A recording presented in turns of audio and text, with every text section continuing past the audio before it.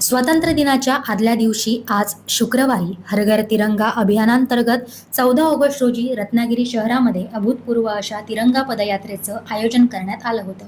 अवघ्या 72 तासांच्या अल्पनियोजनात सुमारे 10,000 नागरिक, यात विद्यार्थी आणि युवक यांचाही सहभाग झाल्याने शहर तिरंगामय झालं. मारुती मंदिर चौक येथून रत्नागिरीचे पालकमंत्री तथा उद्योग मंत्री डॉक्टर उदय सामंत यांनी छत्रपती शिवाजी महाराजांच्या पुतळ्याला पुष्पहार अर्पण करून पदयात्रेची सुरुवात केली. पोलीस बँड पथकाच्या राष्ट्रगीत आणि राज्यगीताच्या धून आणि देशभक्तीच्या जयघोषात ही पदयात्रा जयस्तंभ चौकाकडे मार्गस्थ झाली. जयस्तंभ येथे हुतात्म्यांना पुष्पहार अर्पण करून वंदन करण्यात आलं. या ऐतिहासिक पदयात्रेत लांजा राजापूरचे आमदार किरण सामंत, जिल्हाधिकारी मनोज जिंदल, जिल्हा पोलीस अधीक्षक नितीन बगाटे यांच्यासह विविध विभागातील प्रशासकीय अधिकारी, राजकीय पदाधिकारी आणि शाळा महाविद्यालयांचे विद्यार्थी मोठ्या संख्येने उपस्थित होते.